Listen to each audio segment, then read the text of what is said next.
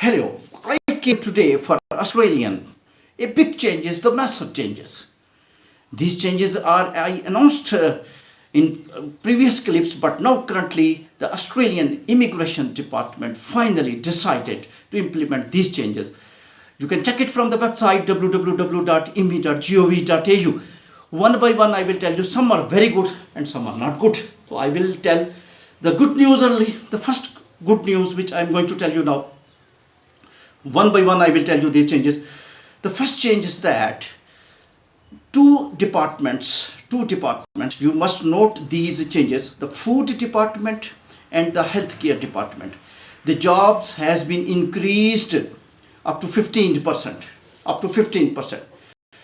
Up to 15% you will get more jobs in these two sections. If you are going to immigrate to Australia, if you want immigration, you must see these two changes, and I will regard separately for these two requirements, for subclass and the requirements. It's very simple. If you are a health worker or a healthcare worker and you are in any food department, and you have qualification in reference to that, you can get immigration to Australia a little bit earlier than the other professions. 15% rise in the jobs in these segments. Second one, first of all, I will tell you, when you get job in Australia, your employer will submit amount almost 10.5%. It is called invasion, and this amount will be this amount will be given to you when you will leave Australia or you will be retired. You can't use this amount, but employer has to deposit that amount to Australian government, and that amount you can't take. You can't take only when you will leave Australia or you will be retired. So that is actually a type of pension that has been increased from 10.5% to 11%. That's also a good news. The people who are working in Australia, and when they will leave Australia, when they will come to their own countries, they will get huge amount, and even they will be retired, they will get huge, because 10.5 to 11%, that also rise in the pension, you can say, in a very simple fashion. The third one, the student visa fees have been increased from $650 to $715. That's not the good news. That's not the good news.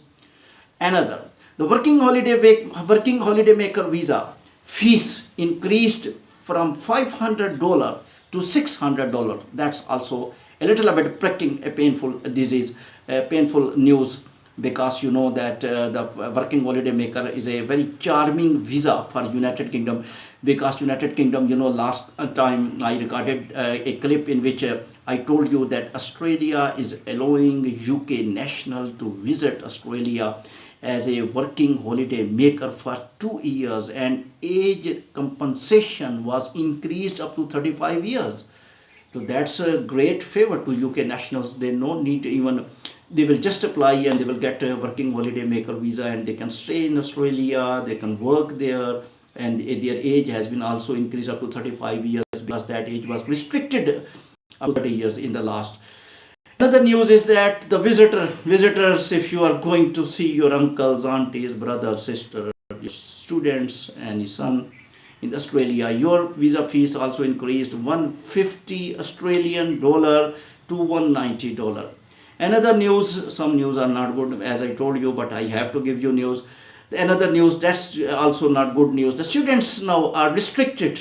The work limitations are there now. Earlier they were allowed to work at maximum hours. Now they are going to work only 48 hours fortnight.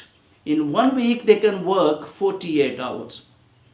Only those students can work in full time or more than 48 hours who are in a health care professions. Mean that elder care professions, they will be able, the healthcare professionals, elderly care professionals. Elderly care profession department is a very demanding department in the United Kingdom, in Australia, because old people are not being helped by their sons and daughters. So therefore, if the people who are in the healthcare, elderly care department, mean they are caring elder people, so they will be allowed to work more than normal time. Thank you very much. I will come with the more updates. Thank you very much for listening.